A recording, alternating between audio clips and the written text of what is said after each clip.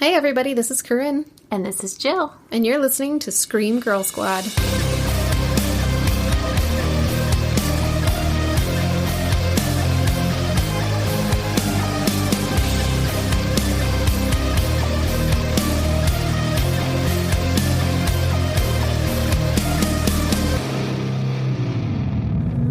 So, everybody, we watched a thing. We did. We watched a thing. Please don't watch the thing we watched. Just listen to us talk about it. That'll be good enough. You'll probably have a better time. I'm not saying that to toot our own horns or something. I'm just saying This was real bad. if I wasn't planning to review it after we watched it, I 100% would have turned this off and watched Bachelor in Paradise. Yep. So, Or like moss grow in a rock somewhere. Okay, it wasn't that bad. It was bad. It wasn't, anyway. it wasn't great. Little background on it. We watched a Hulu original movie/TV episode. So We thought it was a movie? yeah. We were wrong. Apparently, Hulu has this series called Into the Dark, and they release a different film, like 90-minute long TV movie, for every holiday. And so since kids are going back to school right now, they released one called School Spirit. And that is what we consumed this evening. We should have looked into it more. It's fine. I know. It happened. But it worked out so well for us last week, like, to not know anything about it. We were like, let's just do it again. Yes. This could be fun. We like crappy, scary movies. Yeah. Totally. And as a rule, I do think it's way better to go into scary movie, and really any movie blind. For sure. Like, give me like a 10-word gist. And like, if I were to sell this movie to you, I would call it Haunted Breakfast Club. Absolutely. And you'd want to watch it. Yep. And that would be a mistake. It would be indeed. So, spoiler free, this movie definitely was trying to be Haunted Breakfast Club. For sure. So yeah, basically it's about a group of kids that get Saturday detention, and mysterious goings-on interrupt Saturday detention? Yeah, Is that a good spoiler-free review? pretty much. Synopsis, not review. Yeah. And if I was to rate it, they probably would have rated it R for violence. I think they did. And language. And There was language. some So pretty- many F-bombs. Yeah. Um, I think it was rated R on Hulu, actually. so because School Spirit is a TV episode, it's not the first thing that pops up when you IMDb it. The first thing that pops up is a film from 1985, and the description of this film is that a horny student killed in a car crash becomes a ghost who can make himself invisible or corporeal at will. With the help of his perverted ghost guide, Old Uncle Pinky, he goes on sexcapades, takes on the principal, and finds true love. I didn't know anyone but you used the term sexcapades. I didn't make that up. But the best thing about this 1985 Wow. movie, and the reason I would almost watch it, but I'm definitely never going to sit through that, is the main character, for some reason, his name is Billy Batson, which is the name of the guy from Shazam. Huh. So, That is the weirdest sounding movie. Very 80s. oh, totally 80s. And this Yeah. 1985 School Spirit, it's categorized as comedy and fantasy. Mm-hmm. And the TV Fantasy being movie... the pervy part? Or... Yeah, I think, 1985 sexual fantasy. Yeah. So I double-checked IMDb for this School Spirit that we watched to see, is this also supposed to be a comedy/horror, and they just didn't hit it? No. It's categorized as horror and thriller. And it was none of those things. Yeah. And comedy would not have been appropriate either, because it was not at all it was funny. not very funny. No. I mean, there were some unintentional funny, Yeah. but like funny because the acting was bad. Mm-hmm. Yeah, but it wasn't like 13 Ghosts, which Jill and I reviewed a few weeks ago, where at least the dialogue was purposely hilarious. Yeah, like we thought that one may have been in a horror comedy Yeah. intentionally. And this but- one was more just bad, but... More laughing at why am I sitting here. Mm-hmm. Panic laughing. Yeah, it would have been better if we had our running commentary through it. And we try really hard to not talk through movies because we're going to talk about them on the podcast. Mm-hmm. And I think that this movie needed our running commentary. I've never had to hold back so hard. It was real hard. I wanted to say so many things, so I wrote them down instead. Yeah. So get ready, folks. Yeah. We're going to unleash. Yeah, it's going to be great. Doesn't really star anyone that you might recognize. Nope. Some of the people that they cast, I think, were cast because they vaguely reminded you of someone that was familiar. I don't know, but... I don't know. And had pretty much an indie vibe, which I think is in line with what it was. Mm-hmm. But why don't we rate this puppy and dive into spoilers, because I got so much to say. So much to say. So rating-wise, just a reminder that we rate it based on enjoyability and scare factor. So enjoyability, we rate based on one of our favorite snacks, because we are munch mouths who need food to survive. I mean, you know, we all do, but we need food for happiness. And we eat our feelings. We eat our feelings. That's real. So we base enjoyability on our favorite food snacks, and then we base scare factor on something from the movie. Mm-hmm. So we pick some sort of plot point. Antagonist. And base it on that, and it's always out of 5. So, enjoyability, cream cheese wontons. We had Chinese takeout during this. Definitely. So, out of 5 cream cheese wontons, Caryn, how enjoyable was this movie? Well, we previously discussed that a 0 would be that we turned it off. So, I have no other choice but to give this a 1. 1 cream cheese wonton. Yep. Out of 5. I'm right there with you. So, fright factor. Oh, boy. Haunted pirates clearly need to be... Yes, folks, you heard it here first. Haunted pirates. Not like that awesome episode of The Venture Brothers. Ghost pirates! I'm just saying. They really missed an opportunity here. So, yeah. Haunted pirates out of 5. How scared were you? I mean, it was 0 scared. 0 ghost pirates scared. I can't even give it a 1. No. There's nothing. We'll talk about it in a minute why I was not scared, but yeah. 0 ghost pirates. Moving along. Awesome. All right. Without further ado, here come the spoilers. Spoilers. All right. All the spoilers. Yeah. About this terrible movie. Yeah. All right, let's just let it loose, because there's really no point in us holding back anymore. So, movie starts out, some teenage kids are breaking into the school. To do something that they keep questioning, is this illegal? Well, I don't know if it's illegal, but it's definitely bad. It's definitely 100% very illegal. 100% illegal. On the way into the school, they stop and, like, make fun of the mascot, who's a pirate. What did they call it? I don't even remember. He is not a pirate, even though he looks like one. Oh, okay. He is an admiral. Oh. So, not a pirate, but... just a sailor. Yeah. But he definitely looks like a pirate. He has the tricorn hat. He totally looks like Blackbeard. He's got the a rapier. boots. Yeah. Yeah, he's... either a ghost pirate or the cats are trying to get in here I'm right now. just gonna take the path of least resistance, let them in. They're, like, pushing the door open. Hello, George. Now he doesn't want to come in. Yeah, well, he just wants the door open. He just wants the option. Oh, jeez.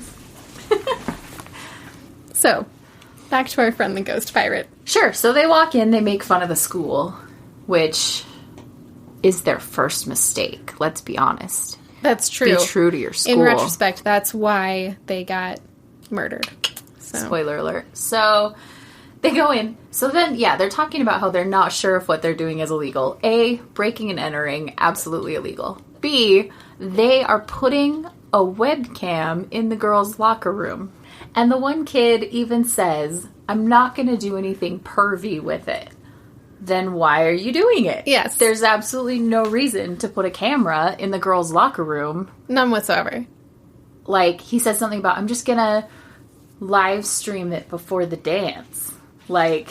Live stream girls getting ready for the dance, obviously. Yeah, like, why is that? And A, why are girls getting ready in the locker room? But, like, how is that not being a pervy thing?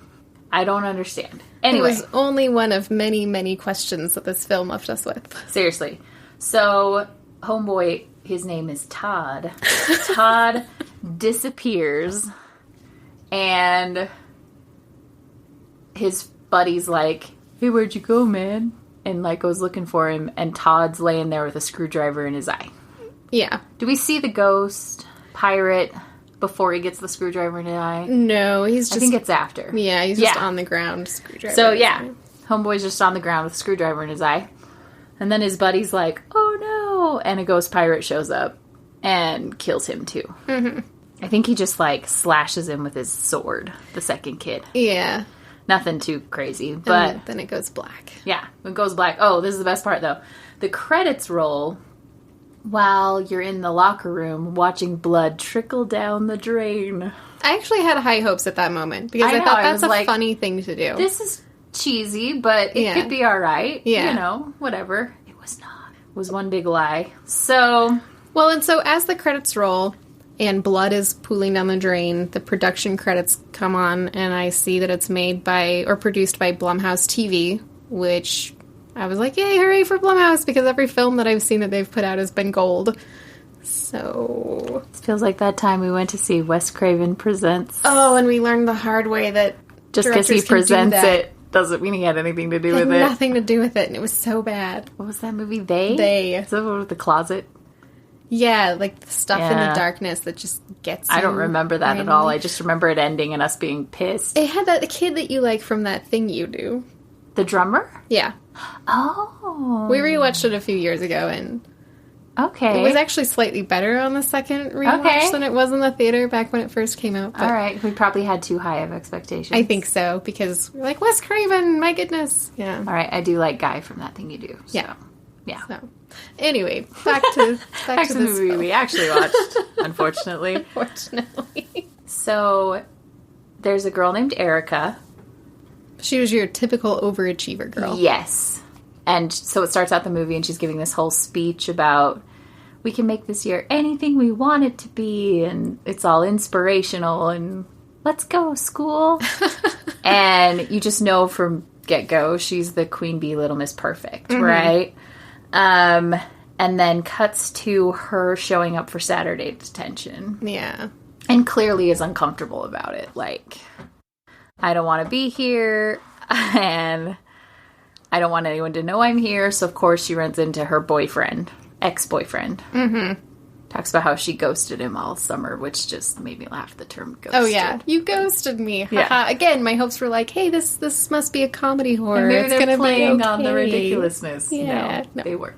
So, her boyfriend, we're going to call him basketball boyfriend, because pretty much all he did was walk around in a basketball jersey with a basketball. So, he doesn't deserve a name. Basketball boyfriend works just fine. Yeah. It's clearly serving his purpose. So... he's like, I won't tell anybody. He's really manipulative through the whole movie. And he's just like, I won't tell anyone you're here if you go out with me tonight. Like, ridiculous. Dumb high school boy. And she's like, okay. But you can tell she doesn't really want to. But she's just like, whatever. Get him to shut up. So she walks into detention. And they set up so many parallels to the Breakfast Club that, like, it was ridiculous. Yeah. They had, Little Miss Perfect, and then they had... Molly Ringwald. Yeah, Molly Ringwald, and they didn't have a weirdo, so there wasn't really an Ally Sheedy character. But they made up for it by having two benders. Yeah. They had two benders, and they didn't really have an Emilio Estevez, but they kind of tried to. And then there was definitely a Michael C. Hall, is that his name? Anthony Michael Hall. Who's Michael C. Hall? Oh, he's the guy in Dexter. That's right. Yeah. Anthony Michael Hall. There was definitely an Anthony Michael Hall, but he was a little more rebellious nerdy. Yeah. Like, he definitely... I would almost even say, like, the nerd boy that liked the main girl was more Anthony Michael Hall. Yeah, I think so. That's probably fair. Because the other kid was more my level of real life, Caryn, nerdy, rebellious high school student. Like, yeah, not popular, still just class, not edgy enough to be cool. Right. So. Yeah, like he was clearly a detention regular and hung out with the benders, as we'll call them. Yeah. But he didn't really fit in any of those other molds. Yeah. But they definitely tried to parallel that. In comes the assistant principal, who's like bald and angry and... So angry. Totally has a moment with the boy bender where he like almost punches him because he talks about how he's divorced. Which, I'm sorry, I don't want to bag on anybody's hard work that they did, but the overacting in that scene was painfully bad. Awful. Yeah. And like, they did a really good job of casting teenagers that actually look like teenagers. I was thinking the same thing. I was wondering, am I just old, or do these kids really look 17? No, I think they really did, or were really old, one of those two things. But either way, it wasn't like who believed that the kid who played Bender was really in high school. Or anyone on 90210. Yeah. Like, I think Molly Ringwald was actually young. But I don't think anybody else was in that movie. So, these kids all looked like teenagers. Yeah. But that meant they're not great actors, right? Yeah. Like, that just comes with the territory. So the assistant principal was clearly trying to mirror the principal in the Breakfast Club. He was too angry, and he was like, shut up, you guys all can't talk, you can't leave. I don't want to sit here because I'm sick of your crap, so clean the library, and I'm going to go in my office. Mm-hmm. Just like the Breakfast Club. Yeah. And they set up that he's angry because his wife left him, and so he drinks a lot. Sad. They talk about how he drinks a lot. Yeah. So the second he leaves, the regulars, we'll call them. So there's 4 regulars. 3 of them clearly deserve to be there. The one nerd kid, you're like, why are you here? You don't fit. Yeah, Brett. Brett. That's the one nerd kid. Brett. He's nerd boy in my head. Sorry. Brett the nerd boy. The 3 bad kids, we'll call them. Oh, they all start talking about the legend of the school spirit. Yes. The school spirit, which I'm going to give them a lot of credit for that pun. I think it's hilarious. I love puns. Yeah. But, they start talking about this spooky legend of the school spirit, and, of course, there's one version where it's just a ghost that inexplicably tortures bad kids. And then the other way over the top version is that they scared an older female teacher to death by splashing cold water on her, and then dressed her up in the costume for the school's pirate mascot and hid her body in the basement. And there are so many questions. Let's imagine that it's not preposterous that you would have, scaring a teacher to death by getting cold water on her. And then they just hide her in the basement. And if you're going to hide her in the basement anyway, why bother putting her in the stupid pirate costume? Yeah. Like, going to all this trouble. And so then apparently she's like a zombie in a pirate costume who kills people. Yeah, who kidnaps bad boy Only students. bad kids, because the bad kids are the ones who killed her. Yeah. So, that's the spooky background. So, you have to be a good kid, or the pirate's gonna kill you. Yeah. I got nothing. It was just terrible. So the whole time he tells the story, and I'm like, ah, crap, they're gonna make that be the thing. That's the real backstory, isn't it? That sucks. So, that was the whole backstory. Then the kids decide, hey, let's get booze and pot like we did last time. And Brett the nerd is like, no, guys, don't do it. And they're like, shut up, nerd. We're doing it anyway. And they all sneak out of the classroom. Yes. And sneak into the teacher's office because he left to go to the bathroom. And take out his copious amounts of alcohol. So much. So much alcohol. Like, they opened the drawer of his desk, and there was, seriously, like, so many bottles of booze. Yeah. And they're like, He's got, well, the one girl, the Bender, girl, talks about how her parents are drunk. And so she knows, my mom drinks enough. You can just take it and she'll just think she drank it or whatever. Yeah. He'll just think he drank it.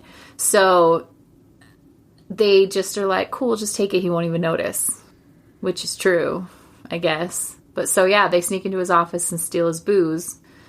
Well, and it's the one kid who goes by himself. It's the... Yeah, the nerdier, curly-haired kid. Russ. That is his name. Russ sneaks into the principal's office, picks a bottle at random to steal, and meanwhile, all the other kids are separating for various reasons. Like, boy and girl Bender both go to girl Bender's locker to get pot. Mm-hmm. And then Brett, super nerd boy, and Erica, the overachiever, are in the library. We're trying to do the actual cleaning they were supposed to do, scrape the gum off the desk. I did the principal had a really great line when he was talking about scraping gum off the desk, and the one girl was like, ew, that's gross. And he's like, yes, it is gross, so don't stick your gum on stuff. It's a circle of life. And I did laugh pretty hard at that. That reminded me of the old gag that you always heard of janitors doing, dragging all the girls into the bathroom and showing them, how the janitor would take their mop and put it in the toilet and use the toilet water to clean the mirror so girls wouldn't leave lipstick kisses on the mirror. Right. I don't know if that ever actually happened. But me either, but it's the legend. Stuff of legend. Yeah. So it was kind of like that, He was like, yeah, gum's gross. Don't put it places. Mm-hmm. So they were scraping ridiculous amounts of gum off the bottoms of chairs and tables. And Erica, cuts her finger. And so Nerd Boy, of course, is like, oh my gosh, I'll get a first aid kit. I must attend to your needs. He's clearly gaga over her from the get-go. Just googly eyes nonstop. Yeah. And then the two Benders separate because Boy Bender has to poop. Right. So everyone's on their own. And so you're not sure which one of them, if any, sneak into the classroom where Russ is hiding with a bottle of liquor. Dressed as the pirate. Dressed as the pirate guy. Who ascends from the ceiling. Kind of awkwardly. Yeah. It's not graceful. No. It's just you see this, black cape just drop to the ground, basically. Yeah. And I couldn't decide if that was intentional, because they were trying to let us know, this ain't a ghost. This is a person running around in a costume. I pretty quickly decided that on my own, so... Yeah. Yeah, I think that was a pretty clear thunk. Yeah. Person. So not a ghost. Let's say they did it on purpose and that it wasn't just awkwardly done. So, in my favorite death of the movie, if I'm ranking them... Oh, for sure. Absolutely. The pirate dude grabs Russ by the throat and... drags him across the science tables. Yes. The lab tables. We've all been to school. Caryn's cousin and I sat at one and he lit his crotch on fire. Oh, I don't remember that. Yeah, we're sitting in school and it's like, I want to show you how I can light a match on my zipper. And I'm like, we're in class. And he's like, no, it'll be so cool. His mom listens to this podcast. I'm going to have to edit this out. No, put it in. It'll be hilarious. Was trying to light a match on his zipper. And he succeeded and immediately lit, his pants were shredded a little, and there was, he lit some of the threads on fire, and he just jumps up and starts patting his pants and freaking out, and I think we were watching a movie, and I don't even know if the teacher stopped it. I mean, it's just junior high, but, so, yeah, one of them tables. Yeah. So, the pirate drags him across a couple of these tables, where at the end, despite the fact that it's clearly a lab classroom, there's one of those old school paper cutters with the big scary knife arm. Which, in other movies, has been used as a pretty killer weapon. Yeah, the faculty. That's the one I always comes think to mind. of. Josh Hartnett Super rips sexy it off. Josh Hartnett rips it off and, hacks he Jon uses it like a Stewart's hand machete. off. Yeah, it's amazing. No, this wasn't that. So, he, drags him across the table, and clearly, you see from under the table that he, puts the kid's head on the paper cutter, and then it takes him, 3 tries. Which points for realism, I guess? Cut the guy's head off, right. But, I mean, those things are sharp. Mm-hmm. But I guess the neck is harder to get I don't through. even think you could get through that. Like, a human neck, and please, no one write to us to let us know if this is right or wrong, because I don't want to know the answer to this question. But I feel like a human neck has enough tendons and muscles and stuff that it would take more than 3 with one of those terrible old It takes a great things. deal of force. Think about, like, a... Guillotine. Why could I not think of the name? Guillotine. They have to put the blade up pretty high to get enough force to, like, take a head off. Mm-hmm. So one of those little paper cutter things is not going to do it. Yeah. So, yeah, it takes him a couple of tries, laughably so, that you're like, nope, he's going again. Yeah. And then the head lands in the basket. So that's fun. That was fun. Yeah. Hole in one. So Russ is just gone. And the kids all report back to the library together to be kids and get high and tell stories about why they're in detention. And Girl Bender says that she pulled the fire alarm, and Erica, the overachiever, is like, oh, we missed a test, and you expect her to be all Lisa Simpson and be upset about it, and instead she's like, happy. gives her a big old hug. Yeah. And tells her that, like, her parents put a lot of pressure on her, and she has to do well at everything. Yeah. And Nerd Boy's real mad that they all get stoned. Yeah. Like, real upset. Brett does not participate. He, like, very says, no, I cannot do that stuff. Mm-hmm. So they all get just completely stoned.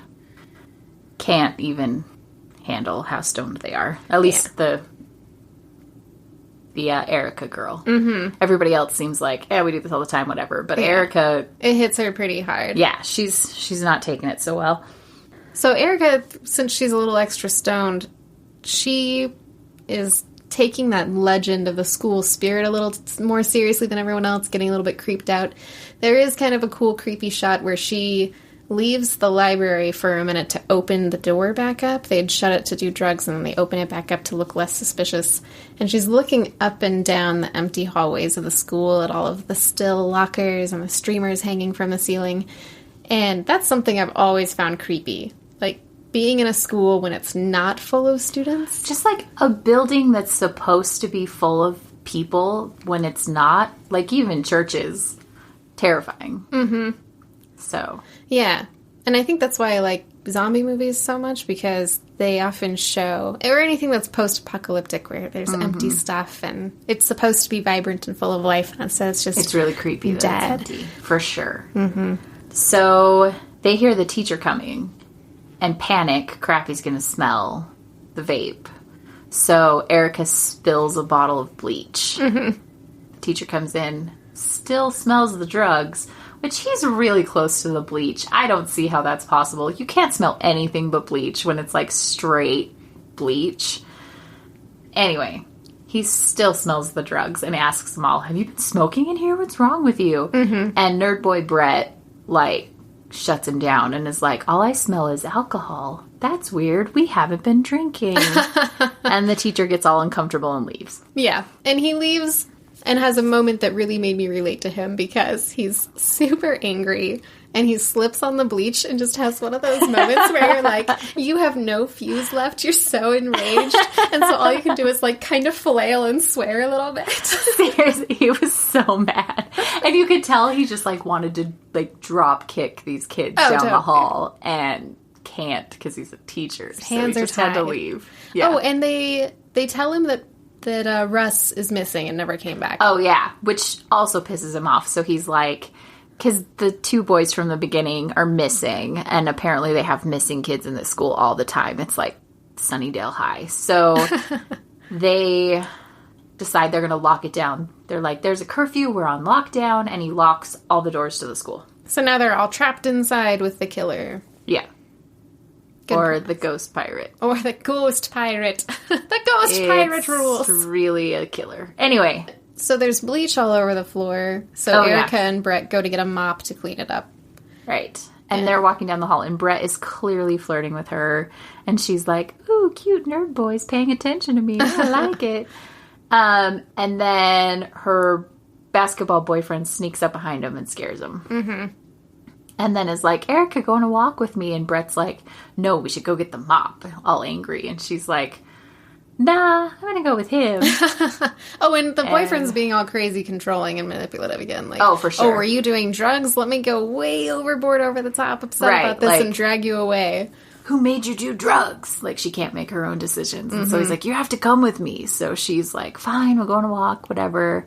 And nerd boy Brett gets real pissed, goes and gets the mop, goes back to sulk in the library. So she goes off with basketball boyfriend. And he's clearly putting the moves on her in some other science lab. How many science labs is this? I have no idea.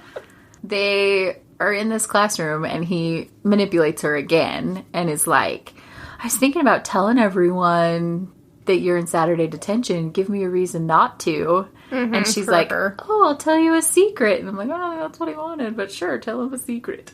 So she tells him that... I can't remember what she tells him. Oh, that the teachers are drunk, maybe?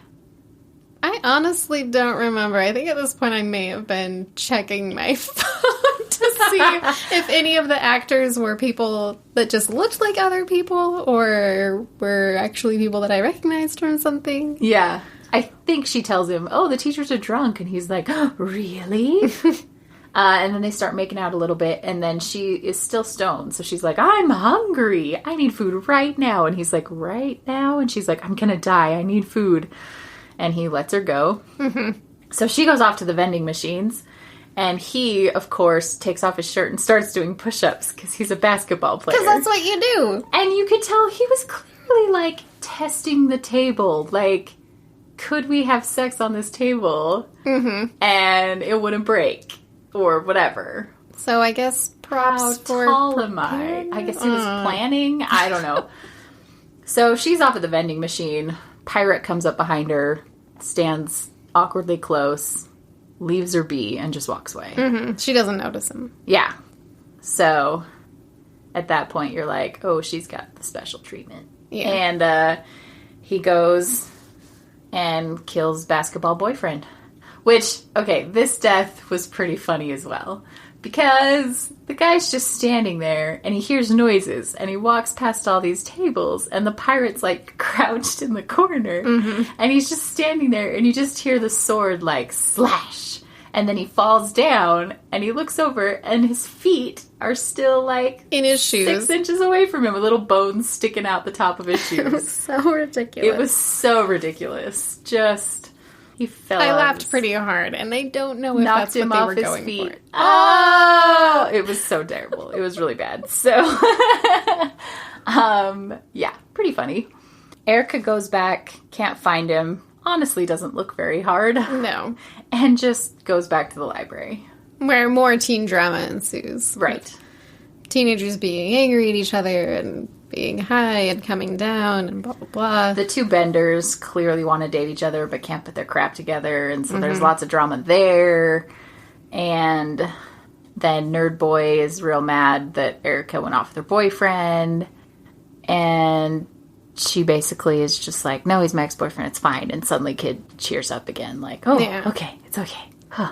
Meanwhile, back in his office/bar, the vice principal is checking his email, and he gets an email with detention details as the subject line, and something in the email makes him jump out of his chair and rush over to the library with his clipboard. He, like, compares his clipboard with their names on it to the email, so clearly something doesn't add up here. Something is amiss. And he comes in a rage of fury, which does not make any sense, and grabs Nerd Boy and pulls him out of the classroom. Yes. Like, come on, we're going to talk in the hall. Come on, come with me.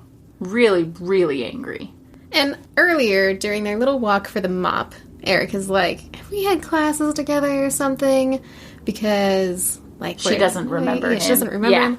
And he's like, oh, yeah, we've had classes together. I've mostly been, in the background, being all just suspicious and weird. And yeah, like he was like, I like to hide in the background or something weird. Totally normal responses to normal questions. Yeah. So... you're already pretty suspicious, and then, of course, he's the person that Armstrong, the vice principal, hauls out of the library. So the whole time you're like, does the email say he's a murderer? Because you're already kind of suspicious of his weird obsession with this girl. Yeah. So drags him off, He comes back later. No, he doesn't come back later. Drags him off. You have no idea what happens to him. Yeah. They, Erica and Girlbender hear, a faint trailing off of an argument. And then everyone starts talking about how it should be lunch soon. He should give us a break. We should be able to have our cell phones and call people. So the two girls, Erica and Lizzie, Girlbender, they walk to the principal's office to retrieve their cell phones. And get food. Yeah. Because they're hungry. Because they did a lot of pot. And on the way there, they see a giant trail of blood. Giant trail of blood. Like if you killed a bear and dragged it for a while, you probably wouldn't have that much blood. So much blood. Leading either into or out of the vice principal's office. It was sort of like when you happen on the yellow brick road and you don't know where it started and you just start following it in a direction. Yes. That's what happened. Yes, that's what happened. So they followed the red brick road. In the vice principal's office, there's two giant mega pools of blood. Blood on a lamp. So obviously a lamp was used at some point to bash someone's heads in. And their main concern is, gee, where's my cell phone? But not to call an ambulance or anything. No. With all this blood.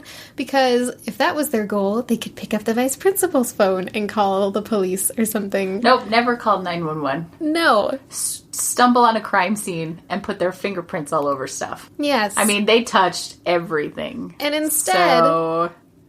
Girlbender figures out that Erica, from the same email, she sees the same email about detention details or whatever that has a list of every kid and what they did, and Erica's in there for cheating.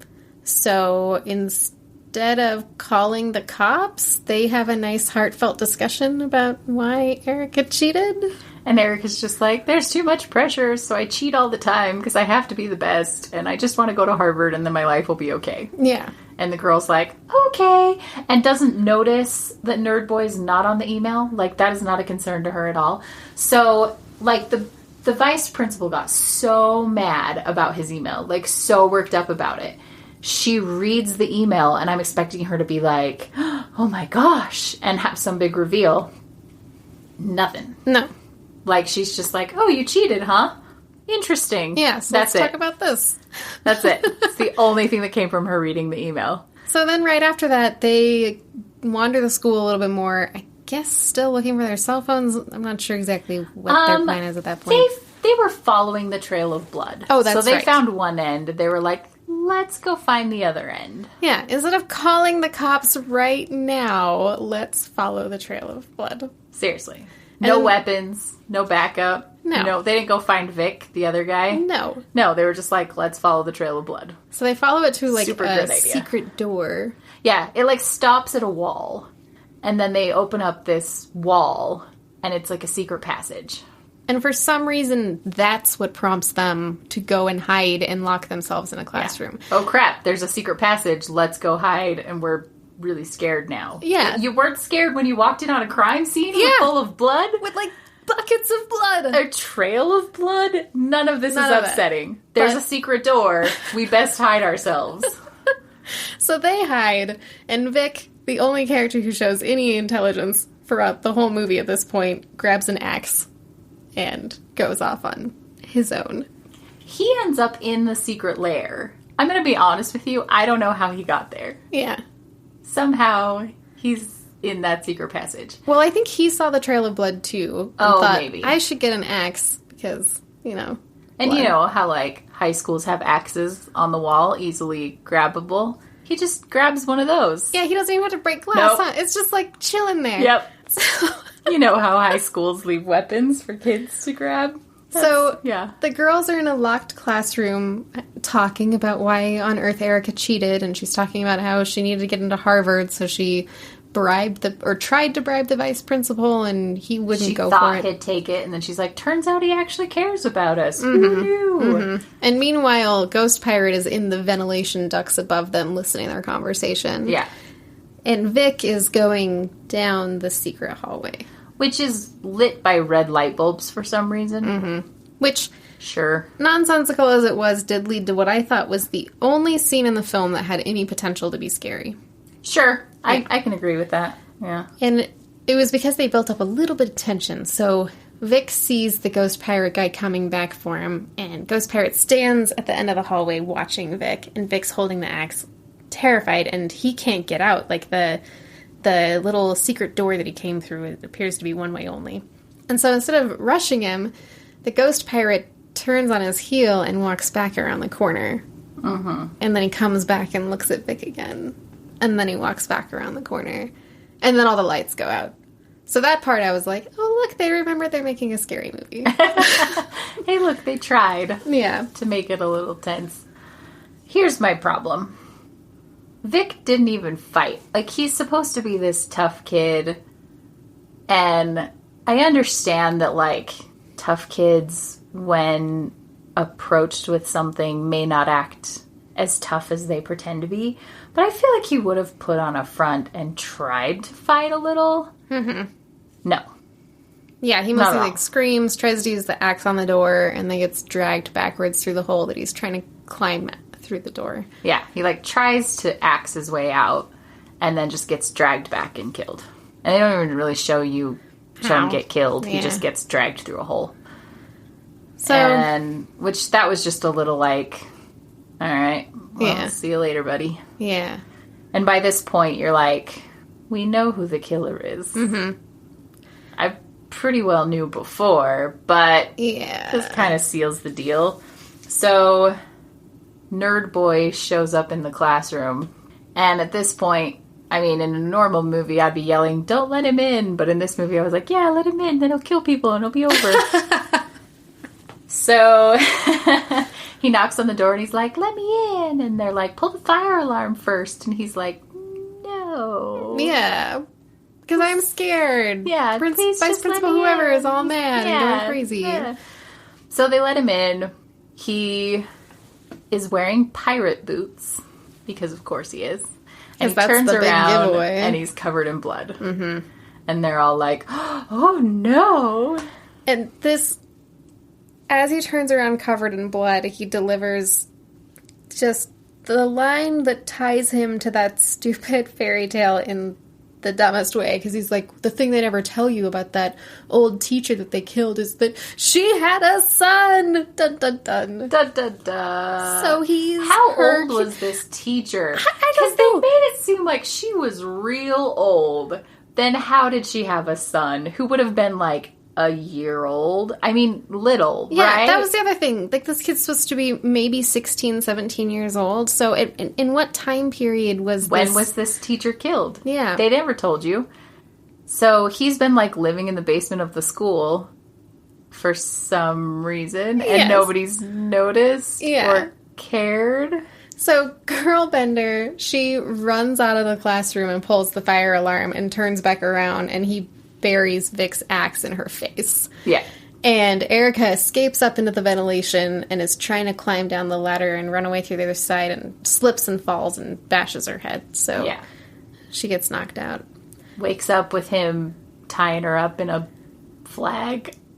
And in this basement classroom that has, like, detention written on the chalkboard with, like, skulls on it. And then he has a classroom full of dead bodies. Yeah. They're all sitting at desks. And dead mom's sitting at the table. Yeah. Or, like, at the teacher's desk. I assume that's her, right? Like, up at the front. And she's super decomposed. Super decomposed. And everyone that's died in the film is, like, in a chair, including the one who he decapitated. And he's like, duct taped. He duct taped his head back on. And there's, like, little blood splatters all over. Oh. I couldn't even handle it. Like, his duct tape neck brace, I, like, couldn't even hold it in at that point. I think I laughed out loud. Oh, goodness. Because, that was magical. I just kept thinking about the Simpsons horror episode where Bart finds his evil twin in the attic. He's been, like, living up there since infancy or something. And he's made, like, his little home in the attic and created a pigeon rat. Anyway. So mad. So screwy. So the kid starts telling Erica his whole motivation, right? Yeah, that's what killers do. Speech, yeah. He tells her that, like, he's been living in the basement and he was homeschooled, and his mom would keep him in the basement. She'd bring him while to work. She was at school. Yeah. She hid him away to keep him away from the bad kids. I guess. How bad were these children? That they would, like, assault a toddler? I don't understand. So he talks about how he just wants people to treat the school right, and the school deserves better. And it isn't going to be funding because of the bad test scores. So Erica was their only hope, and how dare she cheat and mar the amazing school. Yeah. I could not stop laughing at this part either. And so then Erica, of course, uses her feminine wiles and flirts with him. And is just like, you're right, you're so great. Please untie me. And I only wish we could have gone to a dance together. And he's like, oh boy, dreams come true. Flips on lights. He's got a disco ball. And there are like dance lights everywhere. And then he starts playing All My Life by Casey and JoJo.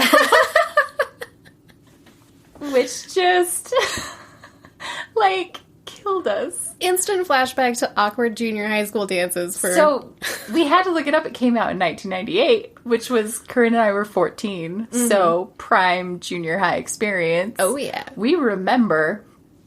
And Caryn didn't remember the lyrics, but there's this whole, close to you, you're like my mother, close to you, you're like my father. Anyway, so it's quite the song for him to be dancing to Erica with, you know, in front of his dead mom.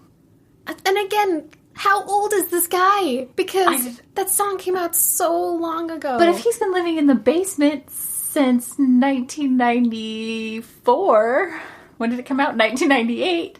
But maybe that's the only music he knows. But if he was old enough to survive on the basement on his own when his mom died, he would have had to be, like, at least 5. Being generous and imagining that he's, like, Bean in Ender's Game or something. Yeah. So he would have had to have been born in 1994. No, 3. God, I suck at math. Sometime in that time period. Like nearly 30. So, yeah, he would be much older than he appeared. Yeah. Anyway. This makes no sense. Doesn't add up. Or he just really likes Casey and JoJo. Who doesn't? Okay, I guess that's fair. It is a magical song full of... I can't. It fit this movie perfectly. These two things go hand in hand. So, they're dancing. And Erica, like, grabs his sword off the desk. And, you know, he's clearly let his guard down. And she just stabs him right in the gullet. Yeah. And immediately says, I'm not your angel. I'm not who you think I am. And then she, like, lists off that she likes to cheat. She cheats all the time. She's had lots of sex. 27 times to be exact. 27 times she's had sex. And given blowjobs to, like, 3 guys.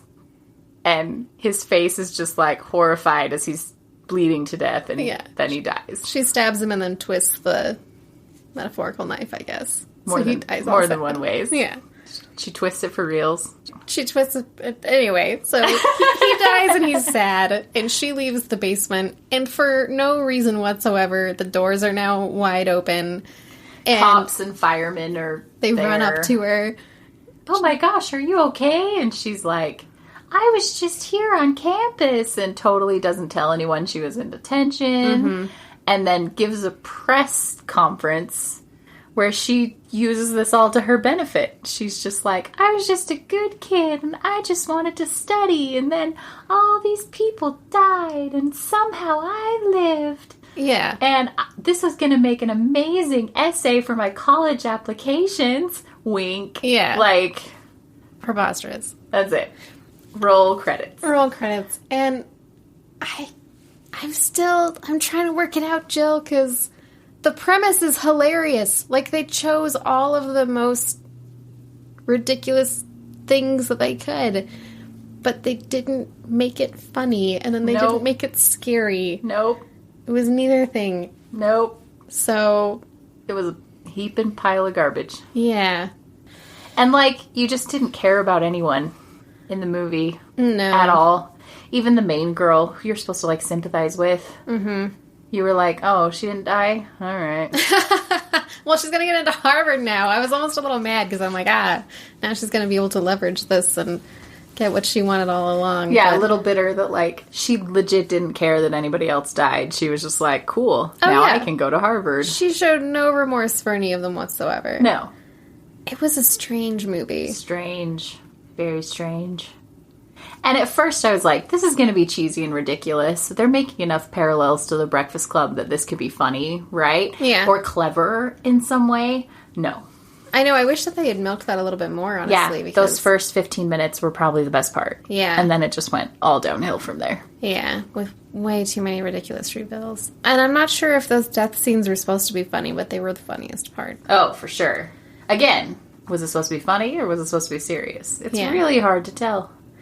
One thing about it is it's the kind of scary movie that makes you want to make scary movies. Because you're watching it and you're thinking about the choices that they made to save money. Like the scene where they don't actually show the guy's legs getting cut off. They just, you hear the sword slice and then he's on the ground. You can see his ridiculous feet.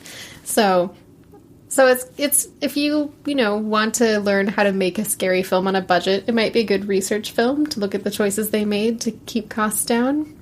Well, and you look at the movie and you think, I can do better than that.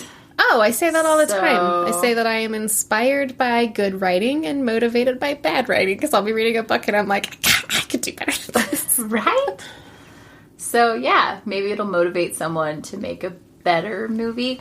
Also, since we're talking about the leg scene, so he has this really sharp sword that can cut off legs in the middle of the bone. Mm-hmm. We could talk about the bone in the lower leg, but it's a pretty strong bone. You can't just, like, slice through bone. Like, if he'd been cut off at the kneecaps or the ankles in some sort of ligament soft tissue area. No.